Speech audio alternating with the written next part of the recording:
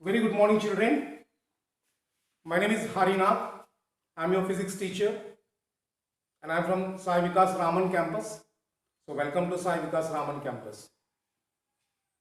In our program, the first 14 days, that means up to June 1st, we are going to see some basic requirements in physics. Some tools to operate physics effectively, we are going to see in these 14 days. And the program is 1 day video and 2nd day assignment along with the Zoom class to explain your doubts. And in this basic requirements, we are starting with the first topic is units and measurements. Units and measurements. What is the importance of unit and how to measure it? That's what we are going to see in this chapter called units and measurements. So before going deeper into units and measurements, let us see first of all what is physics. Yes, what is physics? Yeah, physics is a branch of science. Physics is a branch of science that deals with study of laws of nature and natural phenomenon. Physics is a branch of science that deals with study of laws of nature and natural phenomenon. And also we can define physics as a science of accurate measurement of physical quantities. Science of accurate measurement of physical quantities. That's why in physics we got numericals as well as concepts. Both plays the important role. In any competitive examination, you will have numericals more along with the conceptual questions. That is the reason physics is a science of accurate measurement of physical quantities. Then what is a physical quantity? How to define a physical quantity? A definition of physical quantity. So any quantity which can be measured, directly or indirectly, and they can be used to express the laws of physics, we call them as physical quantity. Any quantity which can be measured either directly or indirectly and can be used to express the laws of physics, we are calling them as a physical quantity. In this video, mostly theoretical concepts only. Next video onwards, we'll have numericals. So in this video, completely theory will come. So please concentrate. So what is a physical quantity? Any quantity which can be measured either directly or indirectly and they can be used to express the laws of physics. We call them as physical quantities. For example, if we take force, we know what is the formula for force. Force equal to mass into acceleration. So to measure a physical quantity called force, we have to measure physical quantities, mass and acceleration. These are all called physical quantities. So any quantity which can be measured either directly or indirectly, we call them as a physical quantity. Then how these physical quantities are broadly classified as? Yes, they are divided into two categories.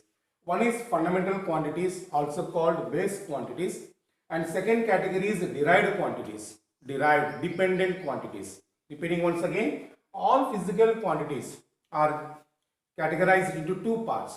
One is fundamental or base quantities. Second one is derived quantities.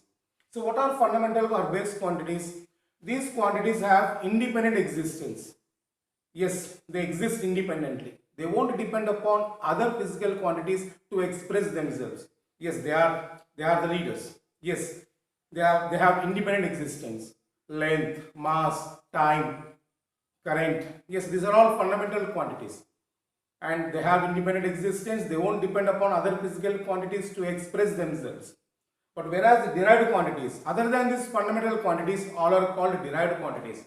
And these derived quantities do not have independent existence. So they cannot exist independently. For their existence too, they take the help of fundamental quantities. Means these derived quantities can be expressed in terms of fundamental quantities. For them to show their identity, they are taking help of fundamental quantities. Velocity, speed, force, work, power. These are all comes under derived quantities. If you take speed, speed is distance by time. Distance, measurement of length. Time, it is also fundamental quantity. Length is a fundamental quantity. Time is a fundamental quantity. With the help of length and time, we are able to define a derived quantity called speed. So all physical quantities are categorized into two parts. One is fundamental quantities, also called base quantities. Second one is derived quantities. In fundamental quantities, they have independent existence and they won't depend upon another physical quantities to express themselves: length, mass, time, current, quantity of substance. In this way, many are there. We are going to discuss a little bit later. And whereas other than fundamental quantities, remaining all are called derived quantities. For them to express, they depend upon fundamental quantities. Understood? So now, how to represent a physical quantity? The next topic is how to represent a physical quantity. Okay, now you know what is physics. Any difficulty in that in understanding what is physics? No. Physics definition we know. And physics is the science of measurement of various physical quantities. So first let us define what is a physical quantity. Already we have defined physical quantity and how we can categorize the physical quantities we have seen. So now how to represent a physical quantity. Representation of a physical quantity. So any physical quantity Q is given by n into u, where n is the numerical value and u is the unit. N is the numerical value and u is the size of the unit. Without these two, there is no complete meaning. These two must be there to have a complete meaning. If any one is missing, that is incomplete. So any physical quantity we can represent by means of Q equal to nu. N is what? The numerical value. And u is what? Size of unit. Means this is saying how many times that size of unit it is present in that particular measurement. That is given by Q equal to nu. N is what? Numerical value. U is what? Size of the unit. For example, if I measure a length as 1 kilometer, this 1 is numerical value and kilometer is size of the unit. 1 kilometer, 1 is the numerical value and kilometer is the size of the unit. So this, if I want to convert into meters, we know 1 kilometer equal to 1000 meters. So the same length in meters, we are getting 1000 meters. In kilometers, we are getting 1. Kilometer and meter both we are going to use to measure length. But if we measure in meters, we are getting 1000. If we are measuring kilometers, we are getting 1. Because this is giving size of the unit. Kilometer is a bigger unit than meter. So as the unit is bigger, its numerical value is getting lesser. As here the size of the unit is smaller, the numerical value are getting more for the same measurement. So n represents numerical value and this represents unit. For the same measurement, if the size of the unit is smaller, numerical value will be bigger. If the size of the unit is bigger, numerical value will be smaller. So we can write any physical quantity as Q equal to nu. So also we can say that n is proportional to 1 by u. Just now we have seen bigger unit, less value, less numerical value. Smaller unit, more numerical value. So this we can write n proportional to 1 by u. Inversely proportional. Bigger is the size of the unit, lesser is the numerical value. Smaller is the size of the unit, bigger is the numerical value. That indicates proportional inverse. And inversely proportional to u, or n proportional to 1 by u. Or we can write n into u equal to constant. The product of n into u is constant. Means any physical quantity we can represent Q equal to n1 u1 is also equal to n2 u2. n1 u1 equal to n2 u2. n1 u1 equal to n2 u2. If u2 is smaller in size than u1, then n1 is smaller in size than n2. That is the meaning. So this is the way to represent any physical quantity. So any physical quantity we are going to represent by Q equal to nu. Q stands for physical quantity, N stands for numerical value and U stands for unit. Understood up to here? So what is the way to represent physical quantity? Q equal to nu. Remember. So now let us see what is a unit then. You will understand today's class complete theory only. So from next video onwards we will have the numericals. So today what is the importance of unit? Up to here clear? Let us go in detail now. What is a unit and what are the properties a unit must possess? Do you know some units can you give? Yes, kilometer, meter, gram, kilogram, second, ampere. These are all units. So then what is a unit then? the standard amount of a physical quantity chosen to measure the physical quantity of the same type.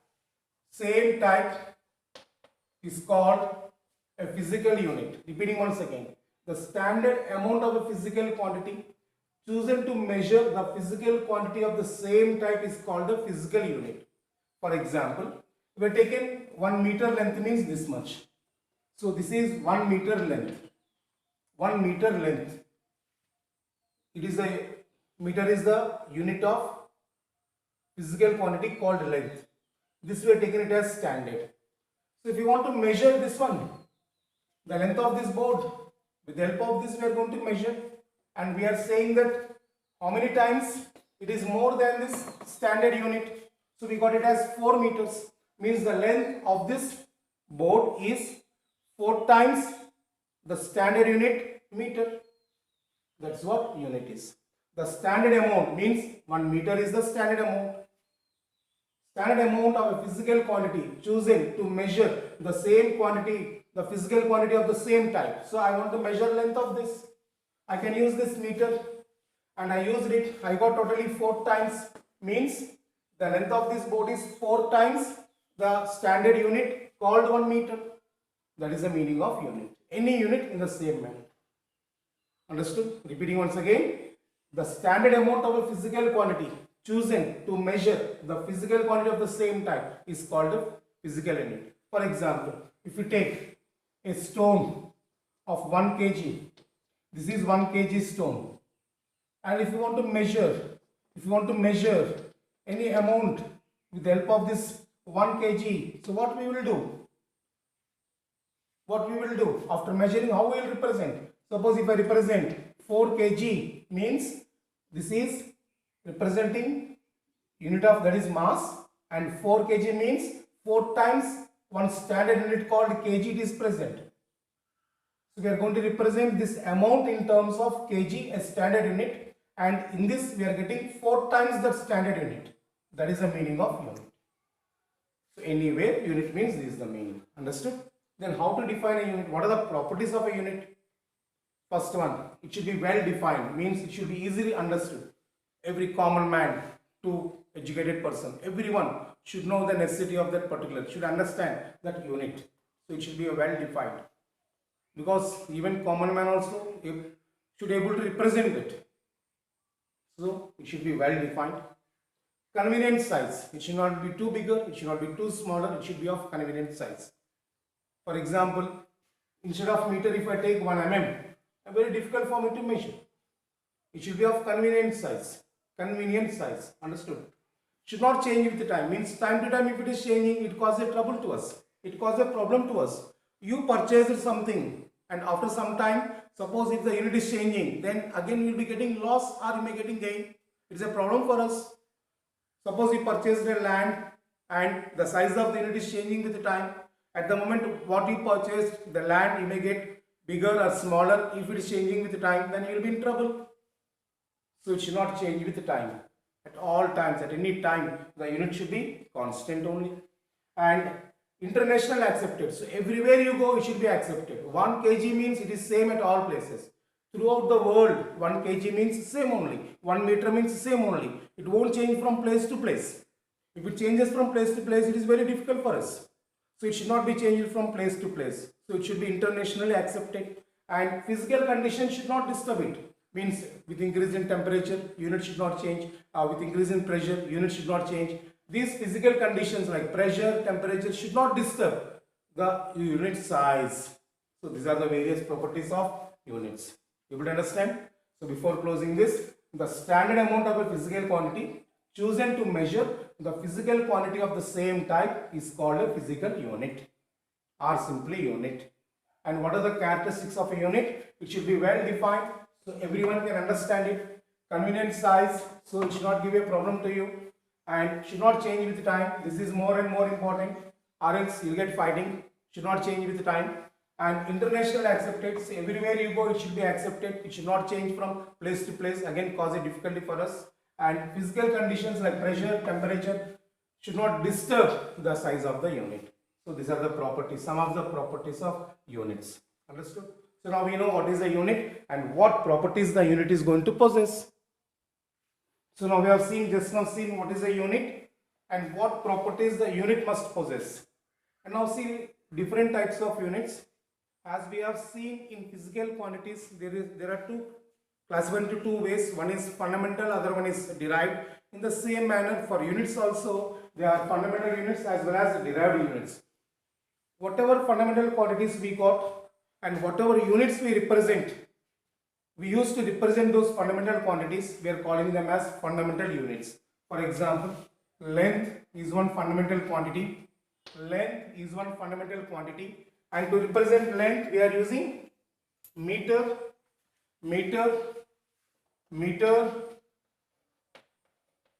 It is fundamental unit. For example, if we take mass is another fundamental quantity. To represent, we take it as kilogram. Kilogram is the fundamental unit. Like this, whatever fundamental quantities we have chosen and whatever units we use to represent them, they are called as fundamental units. And derived units means those units are used to express derived quantities. For example, if we take speed formula, distance by time. Distance is a length, measurement of length. So length is measured in meters and time, seconds. So meter per second. So meter per second is called a derived unit and it depends on the fundamental units.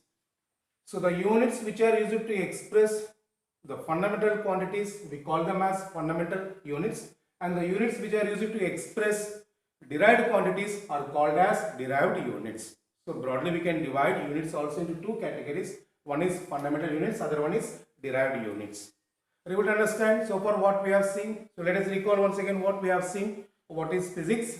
What is a physical quantity? How a physical quantity is classified as, and then how to represent a physical quantity, and then what is a unit, what the properties unit must possess, and what are the various types of units.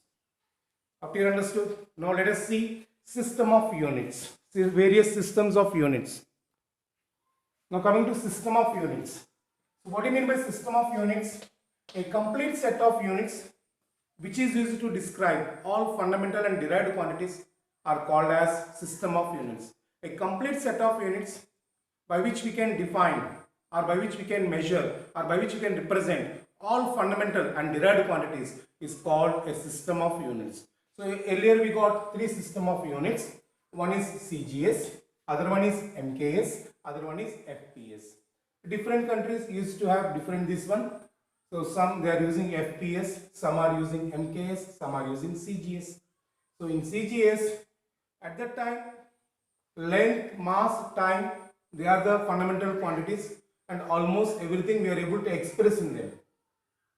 So at that time we have taken length, mass and time as fundamental quantities, and unit of length in CGS is given as centimeter, for mass it is gram, for time it is second.